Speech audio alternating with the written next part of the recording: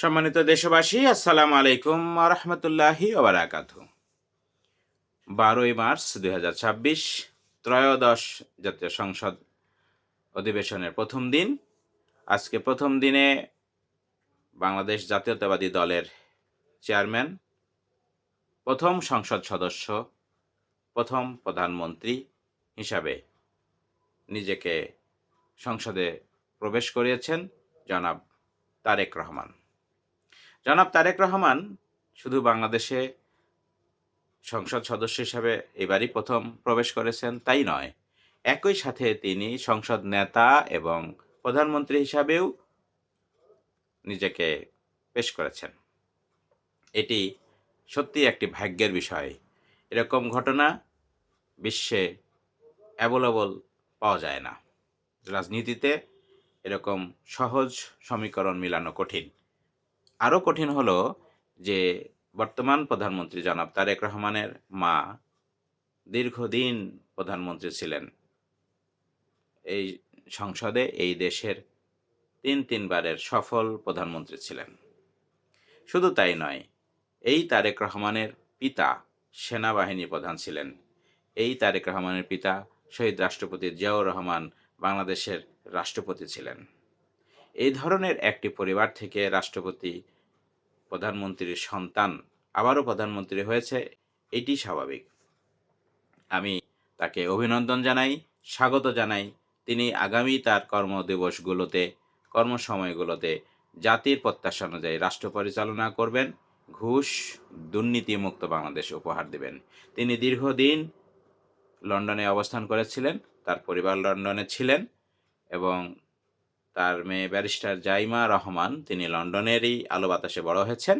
আমরা আশা করব সেই অভিজ্ঞতা থেকে বাংলাদেশকে ধীরে ধীরে আস্তে আস্তে একটি উন্নয়নশীল দেশে, উন্নত দেশে রূপান্তরিত করবেন। সবচেয়ে মজার বিষয় হলো, ইতিমধ্যেই জনাব তারেক রহমান বেশ কিছু ভালো উদ্যোগ গ্রহণ করেছেন, ভালো কথা বলেছেন। তারই আলোকে আজকে তিনি জাতীয় সংসদে ভাষণে একটি গুরুত্বপূর্ণ কথা বলেছেন। তিনি জাতীয় সংসদ সদস্যদের উদ্দেশ্যে বলেছেন, আপনারা নির্বাচিত হয়েছেন একটি দলের প্রতীকে, দলের ব্যানারে, কিন্তু নির্বাচিত হওয়ার পর আজ থেকে আপনারা আর কেউ দলের সদস্য নন, সবাই বাংলাদেশের জনগণের প্রতিনিধি হিসাবে কাজ করবেন। এই যে একটি উদার মনা কথা, যে যারা বিএনপি থেকে নির্বাচিত হয়েছেন তারা বিএনপির এমপি বটে, কিন্তু আজ থেকে তারা বাংলাদেশের এমপি। তার নির্দিষ্ট এলাকা যেটি রয়েছে সেই এলাকার সকল জনগণের এমপি। উল্লেখ করা যেতে পারে, একটি আসনে হয়তো 5 লক্ষ ভোট আছে, 5 লক্ষ ভোটার আছে, ভোটার ছাড়া আরও 2 লক্ষ আছে, অর্থাৎ প্রায় 7 লক্ষ নাগরিক আছে। তো 2 লক্ষ মানুষ তো ভোট দেওয়ার বয়স হয় নাই, বয়স দেওয়ার যোগ্যতা অর্জন করে নাই। সুতরাং তাদের এমপি কে? আর 5 লক্ষ ভোটারের মধ্যে 1 লক্ষ ভোট দিতে আসে নাই, তাহলে তাদের এমপি কে? আর 4 লক্ষ ভোট দিয়েছে, 4 লক্ষ ভোটের মধ্যে ধরে নিলাম 2 লক্ষ ভোট বিএনপিকে দিয়েছে, 2 লক্ষ ভোটের মধ্যে 1 লক্ষ বা 1.5 লক্ষ জামাতকে দিয়েছে, 50,000 স্বতন্ত্র দিয়েছে বা অন্য কাউকে দিয়েছে। তাহলে 2 লক্ষ ভোট পেয়ে বিএনপির একজন এমপি হয়েছেন, বাকি 3 লক্ষ ভোট ওই এমপি পাননি এবং 2 লক্ষ নাগরিক ভোটার হননি।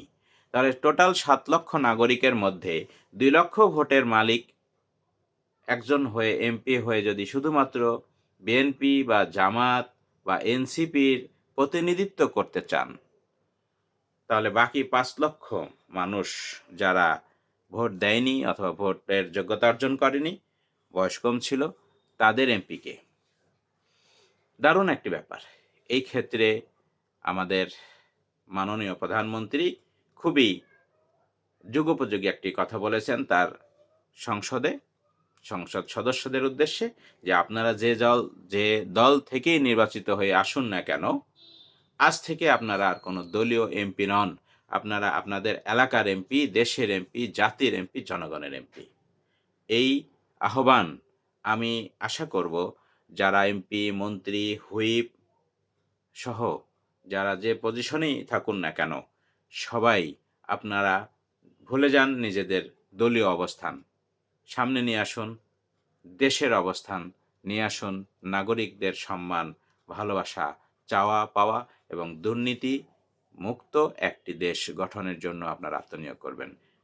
মাননীয় প্রধানমন্ত্রীর এই আহ্বানকে আপনারা অন করবেন, সম্মান করবেন। সবাইকে ধন্যবাদ। আসসালামু আলাইকুম।